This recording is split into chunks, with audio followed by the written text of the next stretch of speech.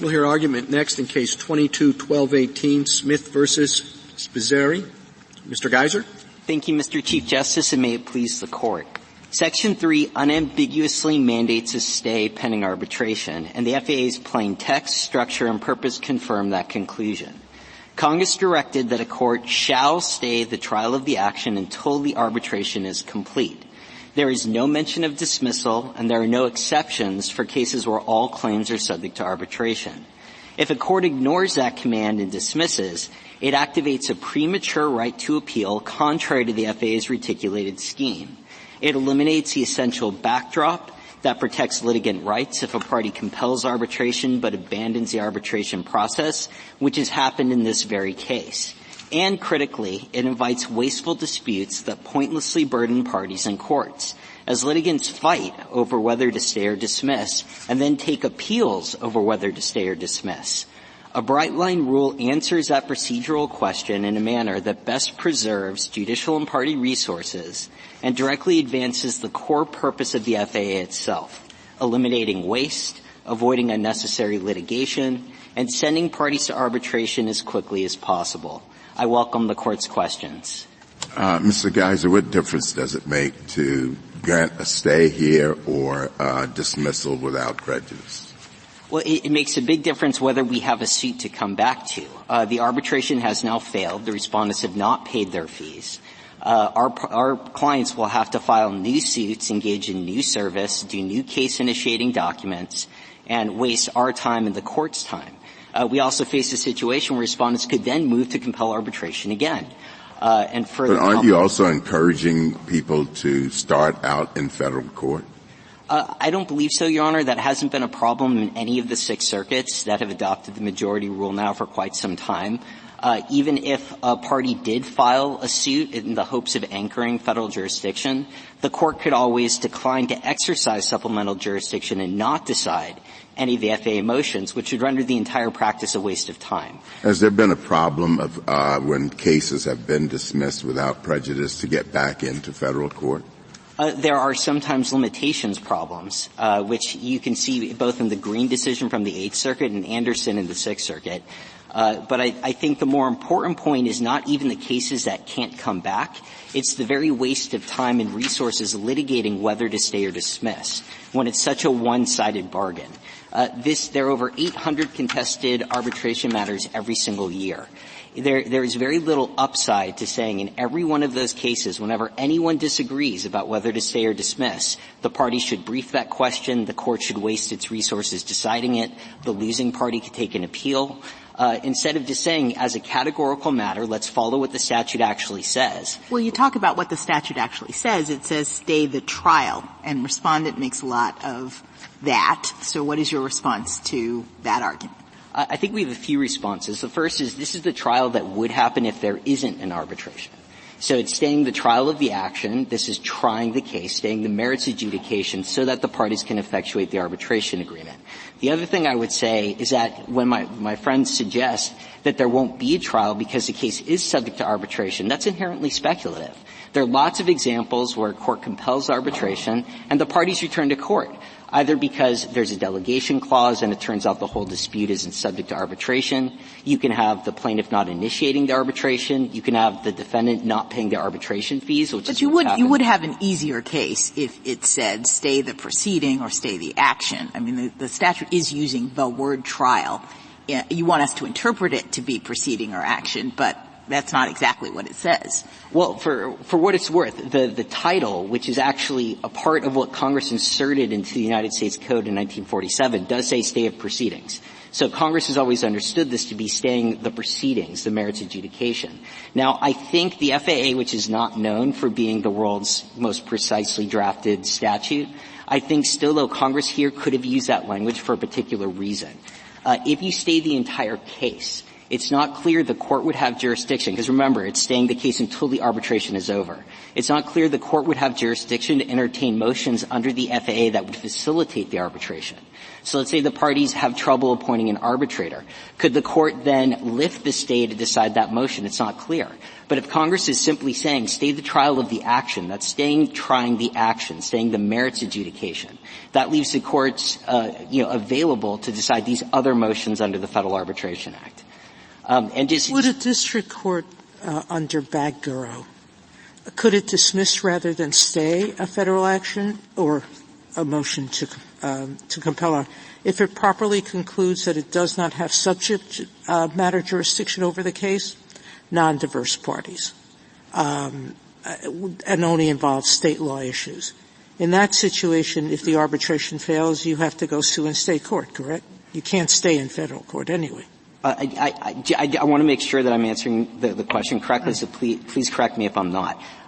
You're dealing here with the situation under Section 3. So there's already a pre-existing suit in federal court where there is federal jurisdiction. Now, if a court concludes that there never should be any case in federal court, the underlying case on the merits is a state law dispute between non-diverse parties, the court would dismiss, it wouldn't compel arbitration, it has no jurisdiction to do anything. Okay. But if the court has jurisdiction at the outset, then Section 3 says this is the proper remedy for enforcing the parties' arbitration agreement. Do the stay.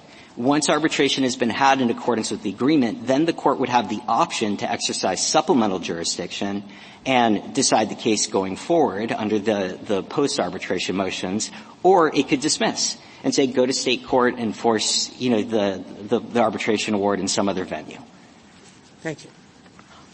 I think just, I hate to belabor it. My friends just said, I think one of their stronger arguments is they try to suggest that there's inherent authority for a court to decide what to do when you have an arbitration agreement. I think that fails for multiple reasons. It first fails in its premise because there is no inherent authority of the kind that this court has recognized as being the sort of timeless power that courts have in order to function as courts.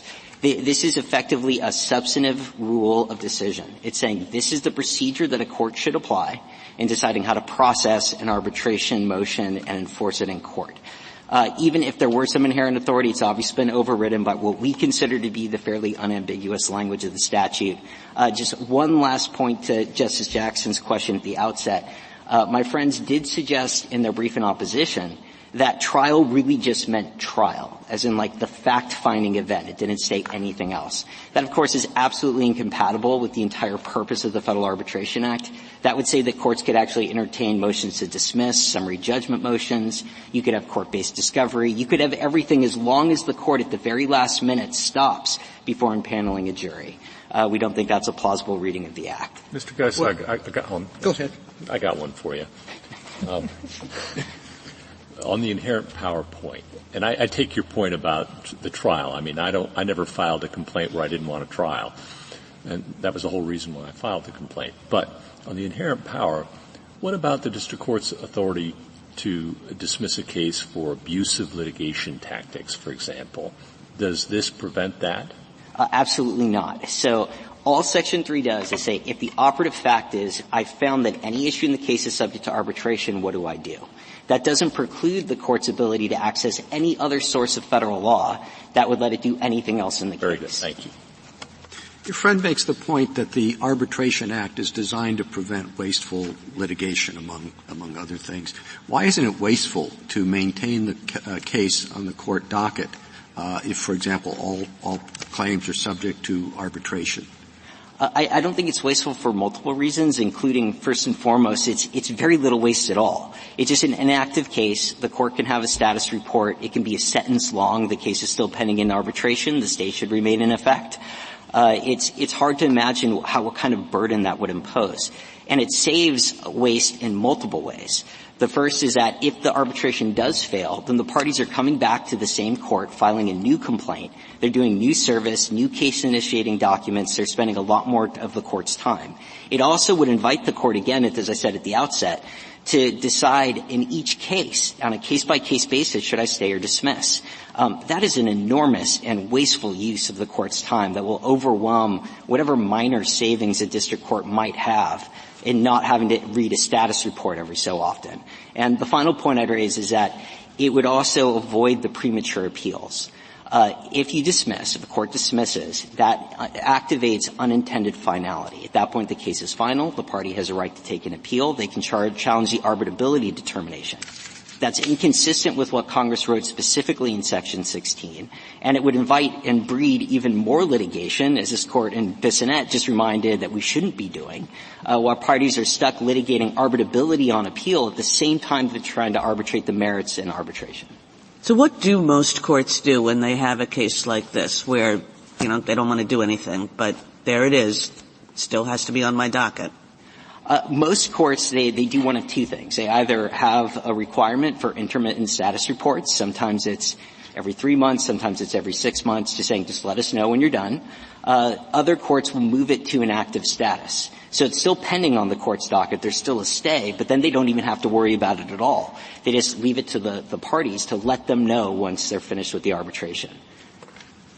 What's the worst thing that could happen from this?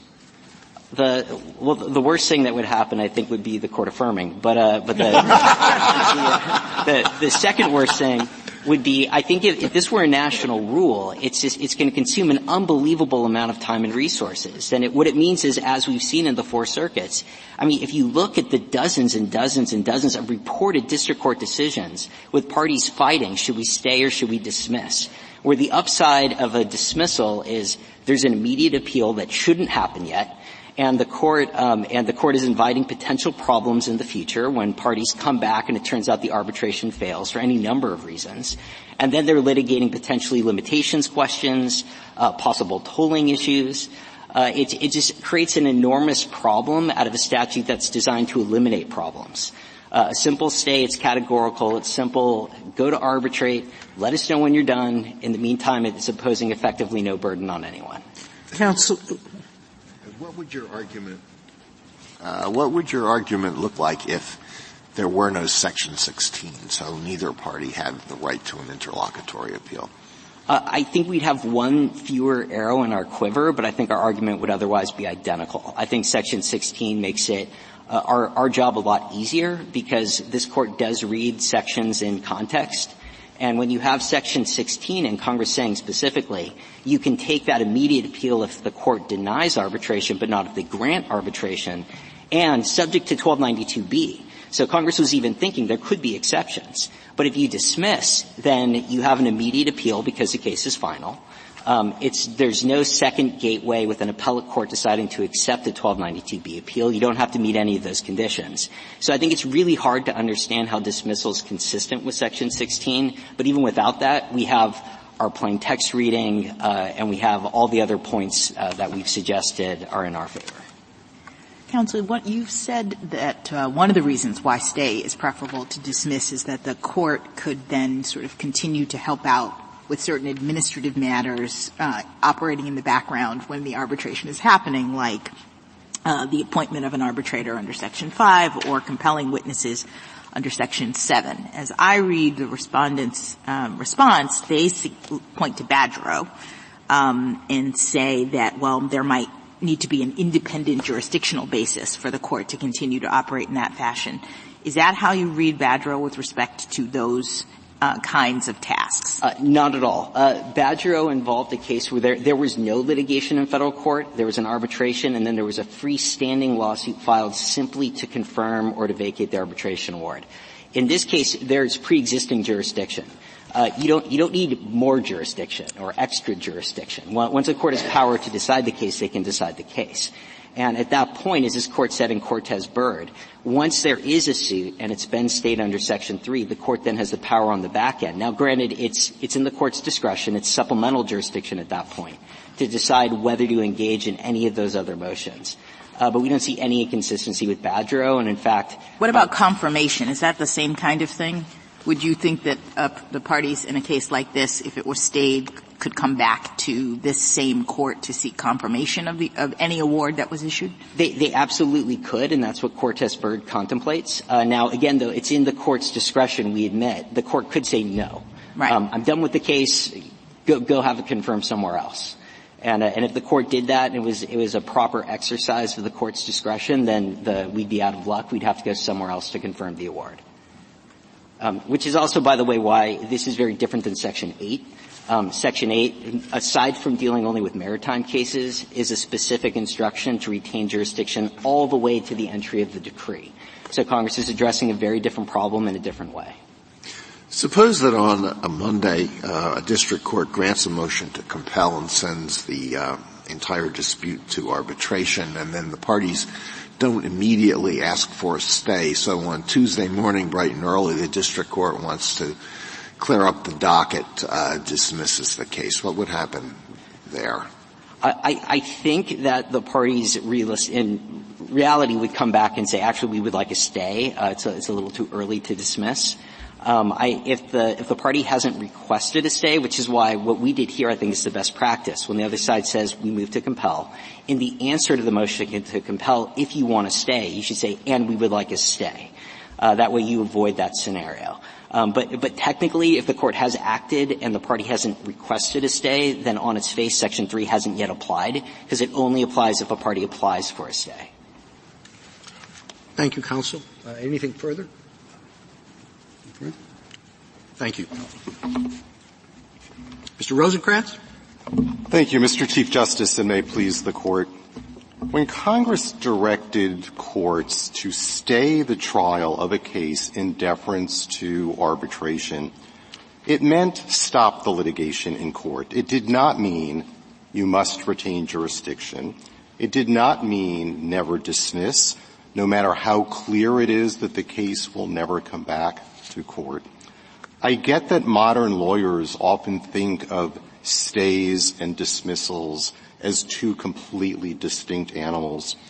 But when Congress passed Section 3 100 years ago, Congress would not have drawn that stark a distinction.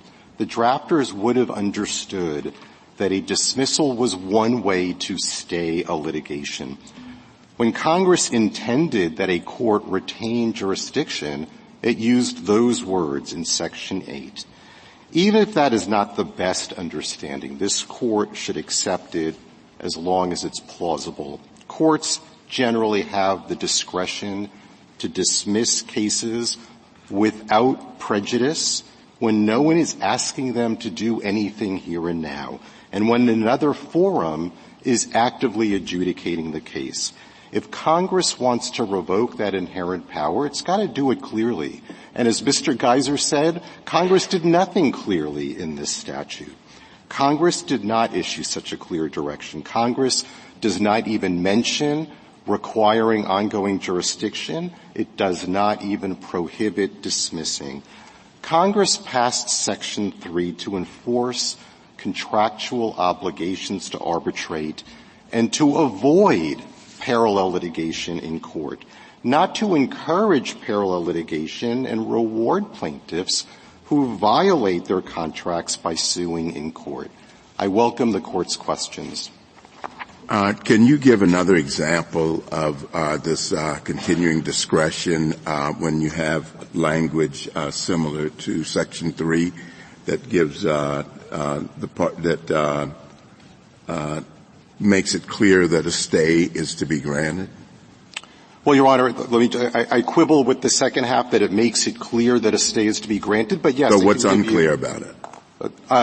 So when Congress used the word stay back in 1925, it meant that it was requiring courts to stop the litigation, and it understood that courts could achieve it by either retaining jurisdiction over the case and putting it on ice, or by dismissing it without prejudice to come back if there's ever something for the court to do. In 1925, the word stay was just not categorically inconsistent with a dismissal.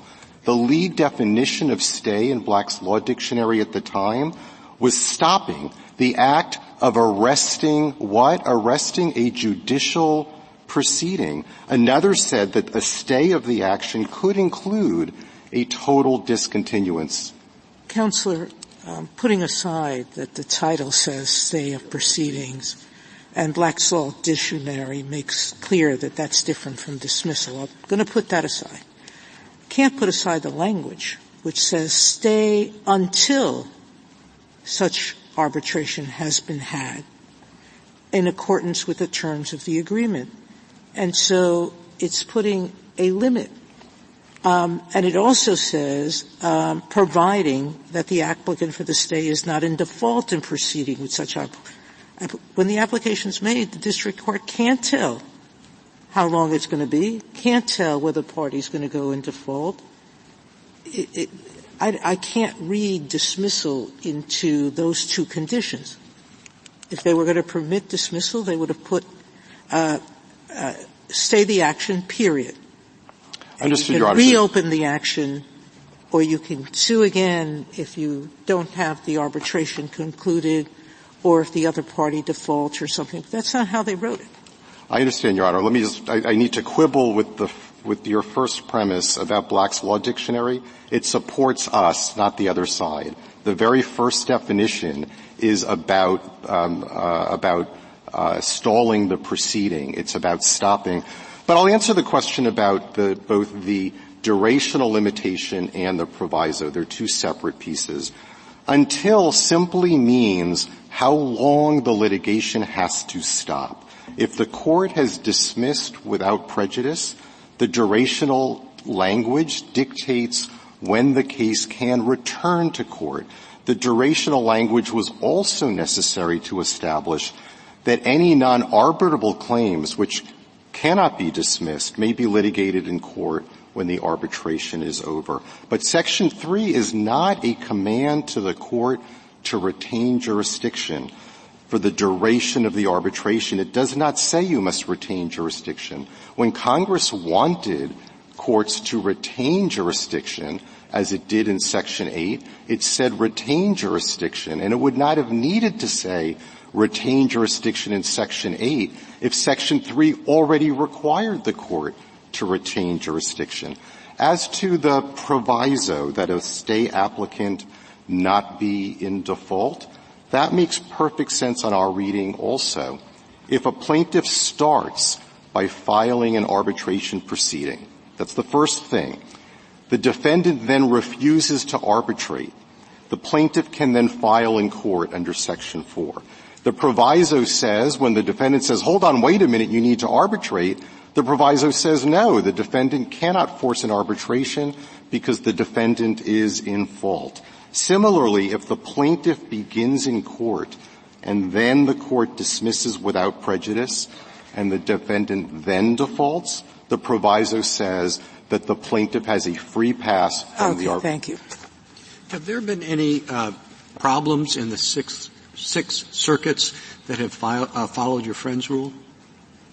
So yes, Your Honor. The problems in those circuits is that the courts are required to keep these cases on their dockets. And when you look at the differential costs to the district courts itself as opposed to the parties, this is, if you nationalize this is death by tens of thousands of cuts. You can imagine the practice articles that are going to emerge after this court issues its opinion if it's in favor of the petitioners. They will say exactly what Justice Thomas said in his very first question. Never ever file an arbitration first. Start in court, preferably in federal court, because when you're there, the court will be a helicopter parent for as long as you want it. Don't worry if there's zero basis for you to even resist arbitration. Well, but what's the big...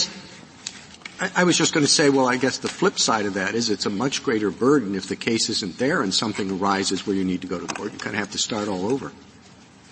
So, Your Honor, two observations about that. First is the burden on the district court and just having the case sitting there. There are 100,000 arbitrations a year. Mr. Geyser refers to only 800 of them that ever come back to court because they are contested.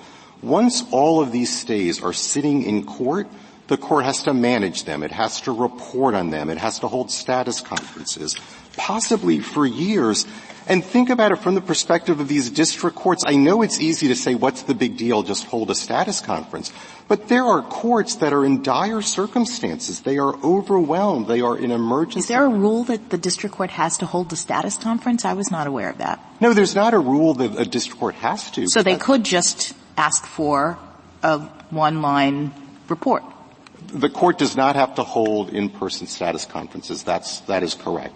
But simply having to keep track of all of these cases, in some federal courts there's no such thing as administrative closure. The court is constantly documenting and asking, wait a minute, is this case still alive? Well, I may not be familiar with the practice, but why can't you just constantly monitoring it? Why don't you tell the parties if you need to get back, or when something happens in the arbitration, let us know? Well, Your Honor, it is the responsibility of the district court to know what's on its docket and not to keep cases on the docket that are not active. It's not supposed to be keeping cases that, for example, have settled and no one's told the court, or where the parties go to a different court for confirmation, which is perfectly. But presumably, Mr. Rosenkranz, the district court will just keep a list of cases now in arbitration, and that list will exist in some file someplace, and nobody will do anything with it except if there's a problem. Well, this court still has to keep a list. That is still work, and it is more work than is necessary, because when you think about the flip side, to answer the second half of the Chief Justice's question, the flip side is, okay, so a party has to, if it ever needs further judicial intervention, the party has to file a new action. It's a streamlined process. It almost never happens. Courts almost never need to intervene to appoint an arbitrator or to compel a witness. Mr. Geyser points out a very, very tiny proportion of these arbitrations are even ever contested, and they may not even be contested in the same court. So it is needless. But don't parties often seek confirmation of arbitration awards? No, Your Honor. It's very rare. If the party on the other side is going to pay the judgment, for example, or if the defendant has won, no one really seeks confirmation. Well, sure, if the defendant has won, but let's say we have a situation in which a plaintiff who originally brought this case in court because they thought it was the kind of thing that should be litigated in court, lost the motion for arbitrability, so it's now sent off to an arbitrator, and then, miracle of miracles, they win on the arbitration. My question is, isn't that a situation in which a plaintiff could at least come back to the district court if it had been stayed and ask for confirmation? Hypothetically could, yes. It's very rare. But if the case is dismissed, they would have to actually file a new action with the fee and everything else to open up that case, to which they, by the way, thought should have been in court to begin with, because in my hypothetical, that's where they brought it originally. Why isn't that more burdensome for the overall system than to just allow the district court to put this on a list somewhere, and if the plaintiff wins, be able to entertain a motion for confirmation? Well, so two answers, Your Honor. The first is, as I was saying earlier, yes, hypothetically, the plaintiff in that situation could seek confirmation. It is very rare because defendants almost never challenge the judgment in the first place. So no one ever seeks confirmation. The case is sitting there without any need ever to come back to the district court. The second answer is filing a new action. It sounds like it's such a big deal, but there's a streamlined process. It is not that much of a burden. You have to pay, don't you? I mean, you'd have to file a new action with it. Like we paid, the plaintiff says, I paid on day one because I brought this in court and it was whatever the filing fee is. My case got shunted to arbitration. I win, and now you're saying I have to pay another $500 Sure. Sure. And then the flip side is there is a tax on the parties who are sitting in arbitration and also have to report to the district court. What the court would basically be saying to those parties is, sure, you have a right to arbitration, but you've got to report to the district court. Sometimes you have to negotiate with the other side on what that report contains. You've got to quibble over who's in default and why this is taking so long. And so that's hundreds of dollars of taxes on both parties for a case that doesn't need to sit in. I'm sorry. No, go ahead. You're saying that it's more trouble to let the thing just sit there than to file a new action, right? I mean, you're saying, well, even if if it's just a stay, it's just sitting there, but they've got to keep track of it and whatever, and saying the alternative is file a new lawsuit. It seems to me that the alternative would be a lot more burdensome than just sitting there. It could be, but it may not necessarily be if there are constant and repeated reports. But we're not basing our argument on cost. We're basing our argument on the language of the statute. And a century ago, lawyers... And just before you get back to the language, I mean, mightn't the statute of limitations have run if you have to file a new action, but the statute of limitations has run in the meantime? There's no tolling of the statute of limitations in the circumstance that you're talking about, is there? There can be in some jurisdictions, but there's an easy solution to that. If a party wants to oppose a stay on the ground that there is a statute of limitations problem, they just raise that as a basis for the district court to deny dismissal.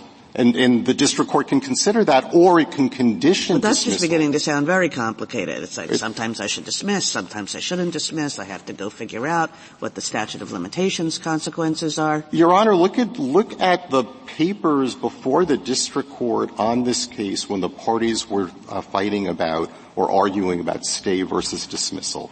It was 3 paragraphs in their response brief in response to our motion to dismiss, and 2 paragraphs in our response brief. I'll give you the page numbers.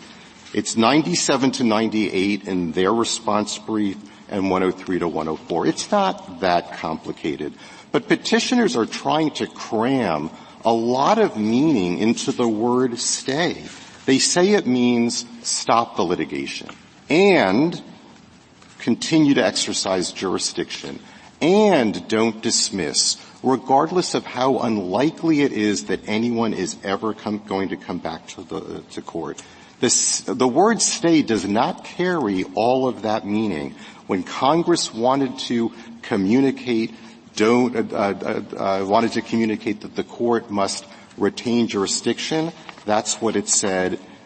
It said retain jurisdiction, which is what it said in Section 8. I would also underscore there's another reason to read the statute our way. Section 4. A plaintiff can bring an action in the first instance, as I was saying earlier, under Section 4, seeking an order directing the court to compel arbitration when the defendant has refused to engage in arbitration. But Congress never said that the court has to retain jurisdiction in that circumstance, and the norm in that circumstance is that the district court dismisses after ordering arbitration because that's the only thing it's been asked to do.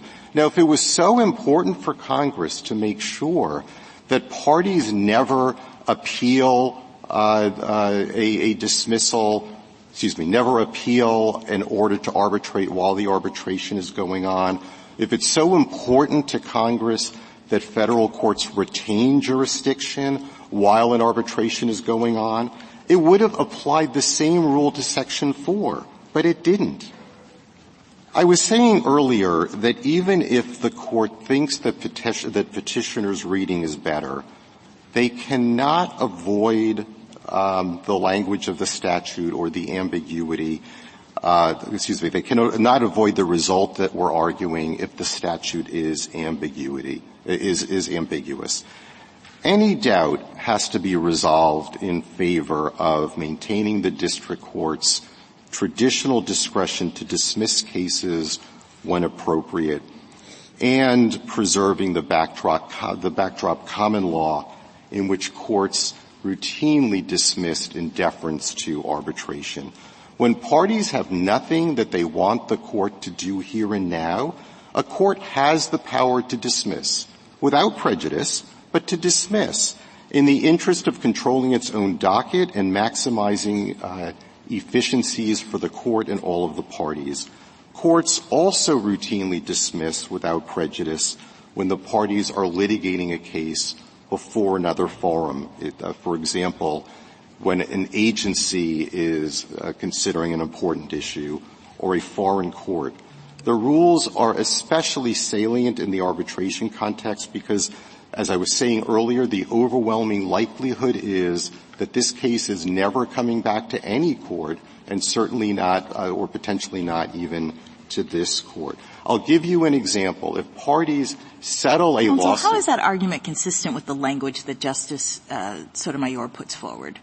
I mean, I understand your point about the overwhelming likelihood is that it's not coming back, but the statute says stay until, so at least Congress thought that it could come back, right?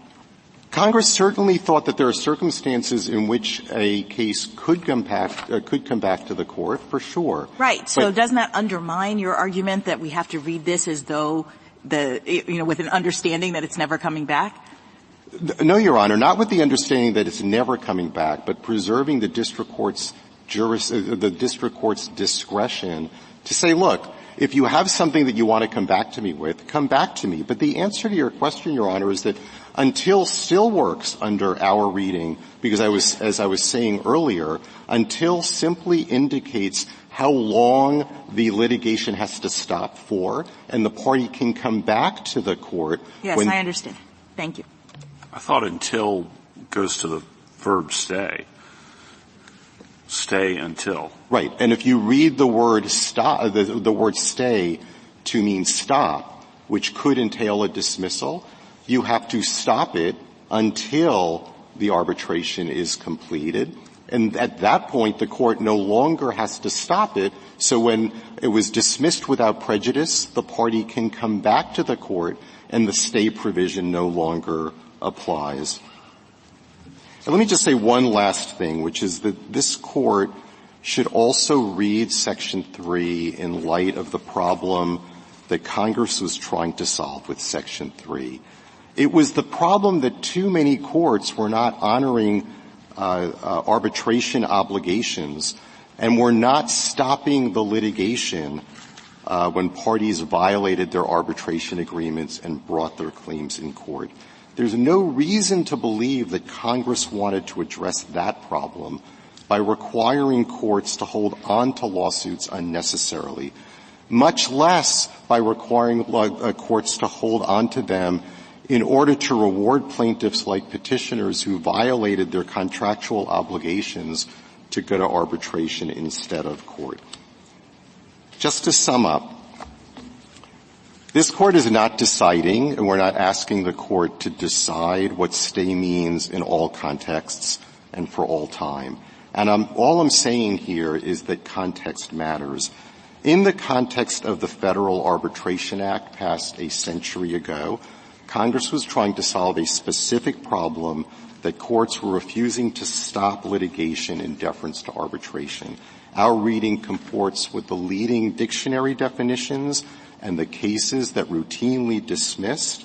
At the time, the common way to stop litigations was through discontinuance or dismissal, and Congress said retain jurisdiction when that's what it meant. All of this supports our position that stay means stop under Section 3.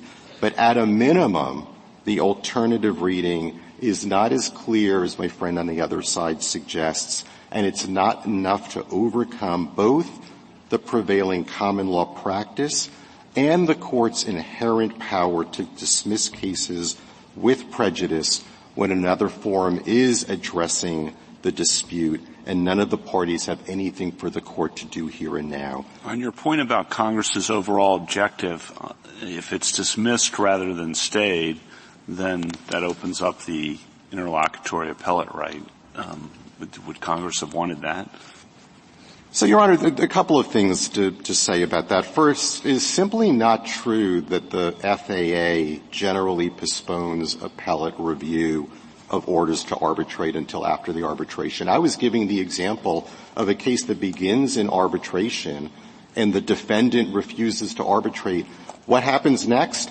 There is an action under Section 4, and that is an action that asks for only one thing, which is to compel arbitration.